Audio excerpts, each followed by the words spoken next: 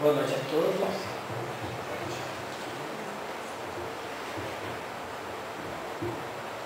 Provas da reencarnação. Esta proposta de reflexão nós tiramos da apostila do curso sistematizado da doutrina espírita no espaço eletrônico da Federação Espírita Brasileira, apostila tomo 2. Também consultamos o Livro dos Espíritos e o Evangelho segundo o Espiritismo. Provas da reencarnação. A paligenesia, que é uma outra palavra para designar a reencarnação, que é a união de duas palavras gregas. Pali, de novo, genesia, nascer. Então, de novo nascer ou nascer de novo. A reencarnação, a sua ideia foge no tempo. Não é possível precisar qual povo, onde e quando sugeriu essa ideia pela primeira vez. Como a reencarnação faz parte da lei de progresso, é um germe no íntimo do ser humano, o que se acredita, o que é mais viável de se acreditar, é que vários povos, de várias culturas, em vários locais do planeta, nos variados tempos, nas épocas, aventou essa ideia, a ideia da reencarnação. A maioria das religiões não cristãs é reencarnacionista. E a maioria das religiões cristãs não são reencarnacionistas. A esse fato isso se conclui pelo fato de no ano, mais ou menos no ano de 530 da era cristã, o Papa Virgílio fez o concílio Constantinopla II. Concílio, para a gente se lembrar, são aquelas reuniões, aquelas assembleias feitas pela igreja para se decidir sobre a sua doutrina. Então, no concílio de Constantinopla II, o Papa Virgílio decidiu tirar da doutrina da igreja o ensinamento da reencarnação e colocar o da ressurreição, que, como nós sabemos, muitos de nós já militamos na Igreja Católica e conhecemos, porque é a religião que mais contemplou pessoas, que a ressurreição é no dia do juízo final. Pensa-se, que no dia do juízo final Deus ressuscitará todo mundo do túmulo para ser julgado. Nós acreditamos que isso não é possível, porque vimos do pó e ao pó retornamos, quer dizer, nós somos substâncias do planeta. Então, se todas as pessoas levantassem do túmulo em todas as épocas da humanidade, faltaria matéria. E esse julgamento também talvez demoraria mais tempo do que se levou a humanidade para chegar até aqui. Porém, por que o Papa Virgílio tomou essa decisão? Porque o imperador Justino pediu ao Papa Virgílio que trocasse, que retirasse a doutrina da reencarnação a pedido de sua esposa, a imperatriz Teodora, por um de seus caprichos. Essa palestra, se eu não me engano, já foi feita aqui, contando os pormenores dessa história por Valfrido. Mas por um seu capricho, ela quis e ela pediu ao marido, e o marido, muito apaixonado por ela, forçou o Papa, e por conchavos políticos, trocas políticas, a igreja deixou de ser reencarnacionista. Na Bíblia, a Bíblia é um livro onde há mais provas da reencarnação. No capítulo 4 de O Evangelho segundo o Espiritismo, consta lá Kardec colocou várias passagens bíblicas onde é citada a reencarnação. A primeira delas, que está lá no Evangelho segundo o Espiritismo, é que Jesus descia da cidade de Cesareia com seus discípulos. e perguntou para eles: que dizem os homens quem eu sou? Então seus discípulos começaram a dizer: Senhor, uns dizem que tu és João Batista, outros que tu és Elias, e ainda há quem diga que tu és Jeremias. Outros homens dizem que tu és um dos profetas. Jesus então perguntou mais uma vez: e vós, que dizes que eu sou, quem eu sou? Pedro, tomando a palavra, disse: tu és Cristo, o Filho de Deus. Jesus então respondeu: bem-aventurado és tu, Pedro, porque não foi nem a carne e nem o sangue que te revelou estas coisas, e sim meu Pai que estás no céu. Uma outra passagem conta que após a transfiguração no Monte Tabor, os discípulos perguntam a Jesus: Senhor, os escribas dizem que antes é preciso que venha Elias. Jesus então responde: é verdade, é preciso que Elias venha restabelecer as coisas. Mas em verdade, eu vos digo que Elias veio, mas não lhe reconheceram, mas o trataram como aprovo. Numa outra passagem, que talvez é a mais citada como prova da reencarnação, é o diálogo de Jesus com Nicodemos. Nicodemos era fariseu e era senador dos judeus. Numa noite veio estar com Jesus e disse: Senhor, sabemos que por fazer o que tu fazes, tu procedes de Deus. Jesus disse: em verdade eu te digo que aquele que não nascer de novo não pode ver o reino de Deus. Nicodemos então disse: Senhor, como posso eu, já velho, retornar ao ventre da minha mãe?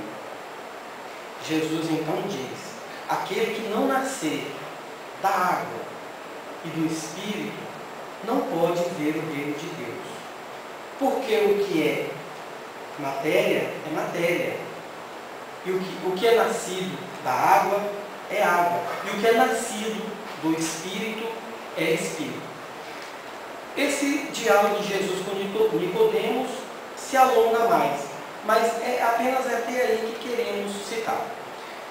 E para entender por que Jesus cita a água, é bom que entendamos o costume do povo daquela época. Para eles, o material, tudo que se referia ao material, era a água, porque acreditava-se que a terra surgira das águas e que toda a vida provém da água, o que é bem verdade essa última parte. Então, se pudéssemos traduzir aos dias de hoje, diríamos que Jesus disse assim a Nicodemos: o que é nascido da matéria é matéria. Nós vemos aqui encarnados a mãe e o filho. Sabemos de quem ele procede como pessoa material. O filho procede daquela mãe. Mas o que é nascido do Espírito é Espírito. Então, podemos dizer que na primeira passagem, onde Jesus pergunta aos seus apóstolos: quem os homens dizem que ele é? E os apóstolos começam a dizer: dizem que você é João Batista, é Elias, é Jeremias, é um dos profetas. Então eles estão falando da reencarnação desses espíritos. Os judeus acreditavam na reencarnação, mas acreditavam assim, que nem todas as pessoas reencarnavam apenas pessoas especiais. Então, a reencarnação de Jesus era um dos profetas. Se a ideia, se o dogma da reencarnação não fosse verdade, Jesus ali de imediato já teria combatido a ideia, já teria falado que não. Mas Jesus deixou o diálogo seguir e perguntou: e tu quem pensas que eu sou? Então Jesus admitiu, uma vez que o silêncio é quem cala consente. Jesus não ensinou contra aquela doutrina da reencarnação. Então ele admitiu. Na segunda passagem, ele diz, os discípulos dizem que Elias deveria vir primeiro. Então Jesus diz que sim, que Elias deveria vir e restabelecer certas coisas. E que ele veio. E esse diálogo eu não disse na primeira vez, mas nele diz que os discípulos concluíram que era de João Batista que Jesus falava. Então, Jesus admite que Elias é a reencarnação de João Batista. E se a gente voltar à história de Elias na Bíblia, essa palestra eu tenho certeza que o Valdir já fez aqui o Luciano não me lembro do local. Então nós vamos verificar lá na passagem de Elias que ele pede a um certo rei a punição de algumas pessoas com a decapitação. Então essa passagem é muito boa para a gente também estudar a reencarnação e a lei de causa e efeito.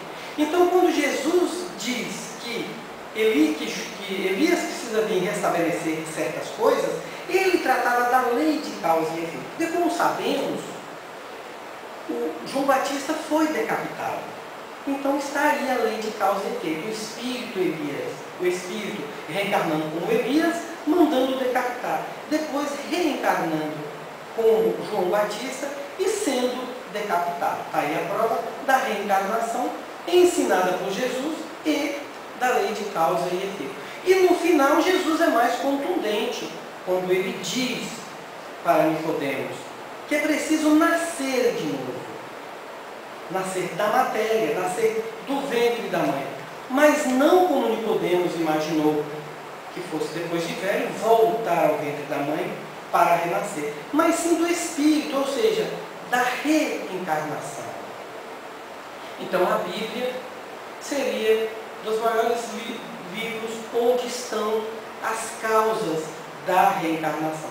Para nós espíritas, as provas da reencarnação está nas manifestações, principalmente nas manifestações mediúnicas, da qual nós fazemos parte das reuniões, da literatura espírita e principalmente de algumas questões do Livro dos Espíritos, da 166 adiante, principalmente a 171, a questão 171, pergunta dos objetivos da reencarnação. Kardec pergunta aos espíritos.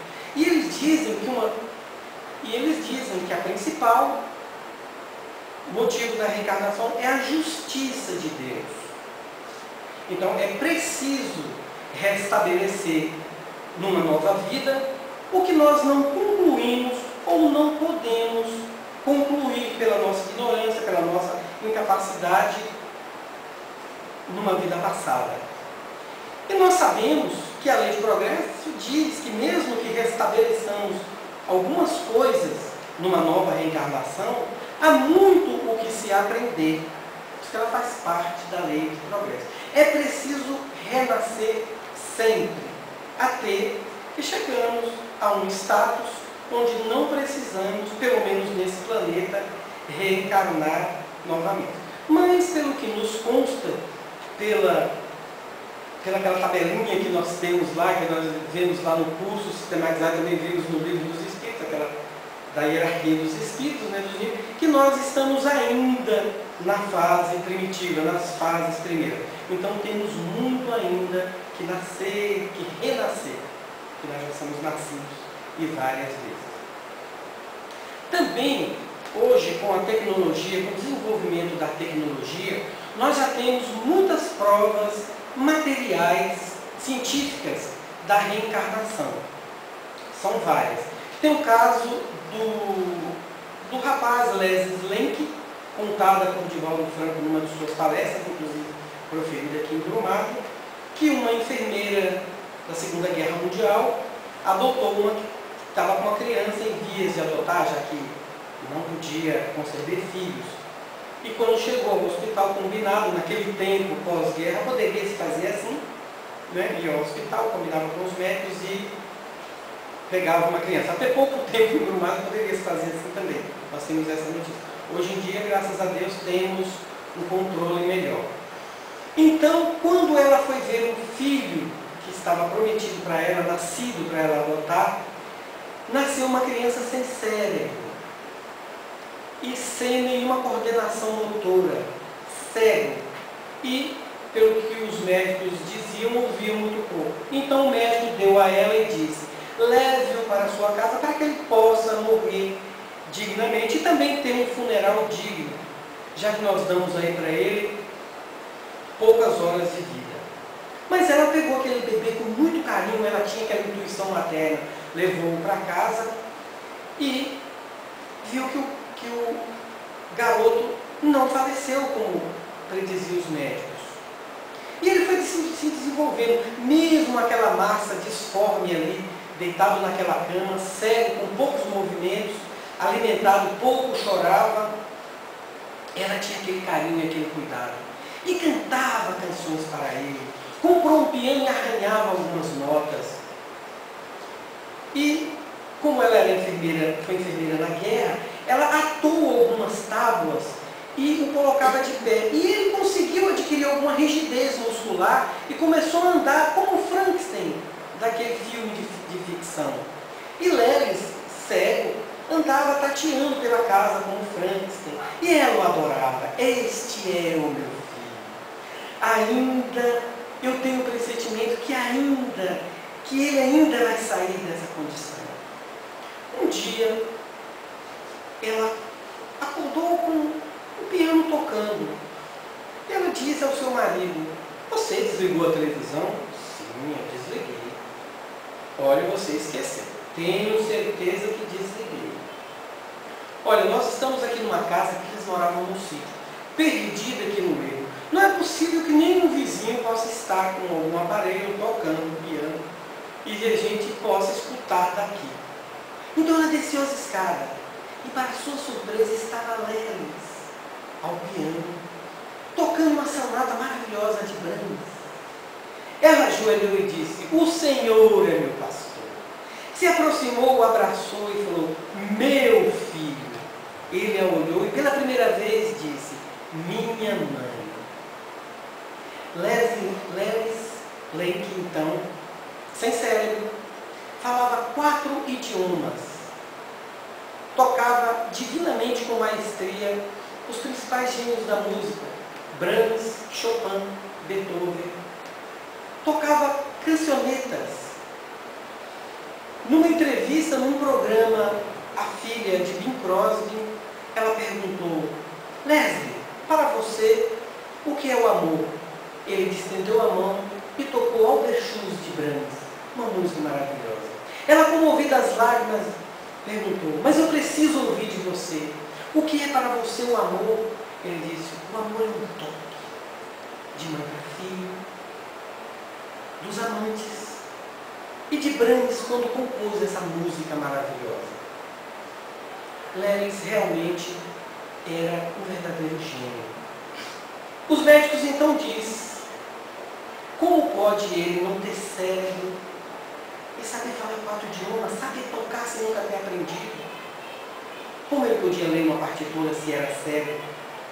Então eles disseram que, olha, ficam lá algumas ilhas, é possível que elas façam comunicações entre si. Quer dizer, uma coisa absurda, mas a ciência tem que explicar alguma coisa. Então, a única explicação viável é a paligenesia, as encarnações. Lelis tinha as lembranças de suas reencarnações passadas. Outro fato também contado por Divaldo Franco, prova ainda mais contundente científica da reencarnação, é do doutor Stanislav Grof. Ele é tcheco-esloveno. E depois, quando esse país foi invadido na Segunda Guerra pela Rússia, ele se mudou para os Estados Unidos. Então ele recebeu, ele que era médico psiquiatra, cuidava de pacientes esquizofrênicos, recebeu de um laboratório na Suíça, o laboratório Sandoz, ou Sandoz, eu não sei ao certo como é a pronúncia, uma substância nova, recém-lançada, para experimentar em seus pacientes. Era o ácido lisérgico número 20, uma substância capaz de alterar o estado de consciência das pessoas. Essa substância é conhecida vulgarmente como LSD e é tem uso proibido por ser considerado um alucinógeno. né, uma droga alucinógena proibida. Então, o Dr. Stanislav Grof, o Dr. Grof, como é chamado carinhosamente pelos seus alunos de medicina, diz que primeiramente ele ia experimentar nele, já que ele tinha que experimentar essa droga que era então recém-lançada, ele precisava primeiro testar nele os sintomas dessa droga para depois testar em seus pacientes. E foi assim que ele fez. Ele chamou vários médicos, quitanistas do curso de medicina, várias pessoas da área e usou larga escala dessa droga para ver os seus efeitos. Então descreve mais ou menos assim o Dr. Stanislav Grof. A descrição que ele faz é muito ampla, mas eu aqui vou dizer en passant, até porque não tenho condições assim de decorar toda, porque são muitos detalhes que eu não tenho, eu sou leigo, não posso descrever com exatidão. Mas ele diz que ele sentiu, quando ingeriu a droga, de ter se libertado do corpo, da câmara orgânica, ele chama de câmara orgânica, e se viu pela primeira vez livre das paredes do cérebro. E se sentiu que ele era mais livre. Ele sentiu que o seu corpo era como um escafandro, aquela roupa que os mergulhadores usam para mergulhar em grandes distâncias, para suportar a pressão da água e ser alimentado por oxigênio. Então aquela roupa é limitada. E ele comparou o estado com a alteração de consciência provocada pelo ácido lisérgico, a de um escafandro de um mergulhador dentro do mar, dentro das profundezas da água. Ou seja, muito limitado. Ele pôde perceber que o mundo era todo energético. Ele percebeu que a matize das flores era como se fosse uma energia vibrando.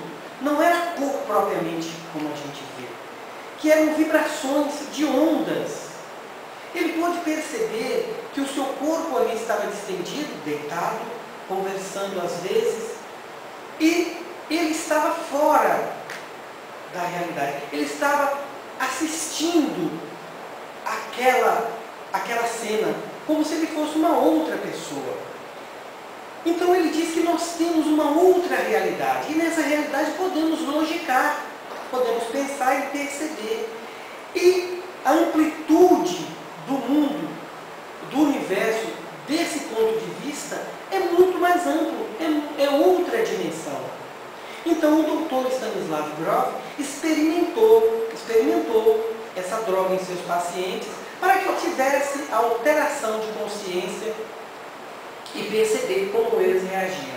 Então ele aplicando nos seus pacientes esquizofrênicos, eles diziam: eu sou fulano, acabo de cometer um assassinato, acabo de cometer uma violência sexual, dizia outros, acabo de exterminar toda uma família, acabo de tocar fogo numa casa onde haviam crianças, onde há crianças, já que eles falavam de uma realidade tremenda.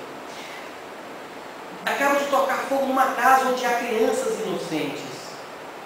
Mas o Dr. Stanislav Grof, como todo cientista deve fazer, ele deve analisar as coisas sobre todos os pontos de vista. Porque para se afirmar alguma coisa, como se diz, algum tema, né, na ciência, é preciso que se tenha estudado todas as possibilidades. E o doutor Carl Gustav Jung diz que nós recebemos dos nossos ancestrais não só o gene que define cor do cabelo, cor da pele, estatura, mas também o gene do pensamento, das propostas, das ideias dos nossos antepassados. É o que nós chamamos da ancestralidade do pensamento, da reminiscência dos pensamentos ancestrais. Ou seja, as mesmas ideias que tem o meu tataravô, o meu bisavô, também eu vou ter. E também da convergência de ideias que há entre as pessoas, que é chamado o eu coletivo, a coletividade das ideias. E elas existem, porque como estamos mergulhados na energia cósmica, é possível, claro que é possível que o pensamento ande de um para o outro. É a telepatia que nós bem sabemos que existe. Mas o Dr. Grove, ele pesquisando bem, verificou-se que aquelas pessoas, ele foi nos antepassados dos seus pacientes. Então ele verificou que não havia um próximo daquelas pessoas, antepassados que eram assassinos, que teriam cometido grandes desatinos. Eram simples pedreiros, agricultores, operários de fábrica. Então, para o Dr. Stanislav Grof, ele não afirma, pois que é um cientista, e para isso lhe faltam muitas provas materiais. O que a reencarnação, nós sabemos, ainda as provas são muito objetivas. Portanto, para o Dr. Grove, existe a sobrevivência da alma. O corpo, como ele diz, é um acessório. E realmente, é um acessório do espírito. O grande ser, o self, é realmente um ser espiritual, que pode ser desligado da matéria e continuar vivo. O Dr. Grove publicou o livro Emergência Espiritual, levando a crer que essa experiência o levou a acreditar na reencarnação, mesmo não podendo provar com objetividade, e na sobrevivência do espírito. Com a proibição da substância ácido lisérgico número 20, o vulgar FLD, o Dr. Grove não pôde mais fazer as experiências de alteração de consciência com os seus pacientes. Porém, ele verificou que no taoísmo isso é feito através de um sistema respiratório onde consegue o que ele chama de anóxia cerebral. A falta de oxigenação cerebral, por alguns motivos, provoca o mesmo estado de alteração de consciência, onde o Dr. Grove passou a estudar esse atributo do taoísmo e passou a fazer esse tipo de respiração, conseguindo assim a alteração de consciência dos seus pacientes. Então, para nós espíritas, nós não precisamos de provas da reencarnação. Pois que, como dissemos, isso é um gene no nosso íntimo. Para nós espíritas, que torna-se vulgar as comunicações.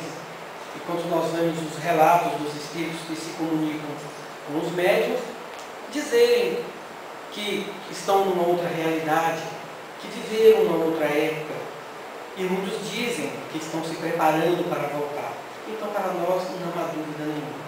Não há dúvida nenhuma através da vasta literatura espírita e através da Bíblia, um livro universal, o principal livro universal, e que versa, se tivermos a boa vontade. Porque é impossível nos determos em algumas crenças, na maioria das crenças, que diz que basta se arrepender para ver o reino de Deus. Então, poderemos ver Francisco de Assis e Hitler numa mesma mesa. Francisco de Assis, pelo que foi, pelo que fez, e Hitler pelo simples fato de ter se arrependido. Nós sabemos pensar, não aceitamos essa ideia. É claro que Hitler, tendo feito o que fez, as janelas tortas da reencarnação, da restituição dos seus males cometidos, estão aí. O tempo e mundos é o que não falta, mesmo se esse acabar daqui a alguns dias, como eu estou dizendo por aí. É brincadeira. As portas da oportunidades para a vida estão abertas, mas nós nunca vamos vê-lo dividindo a mesa com Francisco de Assis, com Chico Xavier, com Dom Helder Câmara, ou com qualquer outro, só pelo simples fato de ter se arrependido. É claro que o arrependimento é um primeiro passo e muito importante. Mas, como disse Jesus, citando Elias, é preciso restabelecer as coisas. Assim como Elias restabeleceu com João Batista. Mas o Espírito era o mesmo. Divaldo também nos conta que o Espírito Alexandre Magno, e o espírito Caio César Otávio, e o espírito Carlos Magno, nascido Alexandre o Grande, é o conquistador do mundo, nascido na Macedônia. Caio Júlio é o imperador que governava Roma no nascimento de Jesus. O Carlos Magno nasceu em Haarlem, na Alemanha, também foi conquistador do mundo. E Napoleão Bonaparte, nascido na Córcega, província francesa da época, são os mesmos espíritos. E se analisarmos, esses homens tiveram o mesmo objetivo quando encarnados: conquistar o mundo. E todos eles faziam, segundo os historiadores, tinha uma forma de conquistar o mundo diferente, que todos avançavam pela Europa. Ele não avançava pela Ásia, dominando primeiro aqueles povos. Todos eles com a mesma ideia. E conta-se, os historiadores, que ao chegar no Vale dos Reis, onde ficam as pirâmides do Egito, Napoleão Bonaparte diz: Napoleão, aqui 1000 anos te contempla. Ele não acreditava em reencarnação, não se sabe. Porém, por intuição, ele tinha dito isso, que desde Carlos de Alexandre o Grande, muito tempo se separa. Alexandre viveu muito antes de Jesus e Napoleão bem depois, quase 2000 anos. Então ele fala: aqui 1000 anos, mas é muito mais de 1000 anos, te contempla. Provando então que nós estamos cercados de provas da reencarnação. Se bem, como eu disse para nós no começo, passando o título, se bem que nós não precisamos. Mas ditosos serão os dias em que na Terra não restará dúvida a nenhuma pessoa, a nenhum dos homens, de que a reencarnação é a justiça de Deus e é necessária para o nosso adiantamento. Nesse dia nós vamos ter outras resoluções sobre as grandes nações. Nesse dia nós teremos uma outra forma de olharmos outros povos, ou mesmo outros irmãos menos favorecidos, tanto da inteligência como da materialidade. Porque será a oportunidade de vermos que, para a justiça da reencarnação acontecer, nós temos que nascer, ora negros, ora brancos, ora amarelos, ora vermelhos, ora pobres, ora ricos, ora homem, ora mulher, ora em condições menos favoráveis, ora com cargas de doenças terríveis, como a palestra sábado passado, o Alfredo falou, do caso Paulinho, que teve aquela doença do fogo selvagem e que ele cometeu suicídio ateando fogo no corpo. Então nós veremos essa pessoa de outra forma. A medicina verá os seus pacientes de outra forma. Então ditosos serão esses dias. Porém nós sabemos que a cada coisa há seu tempo. Muito obrigado pela atenção de vocês.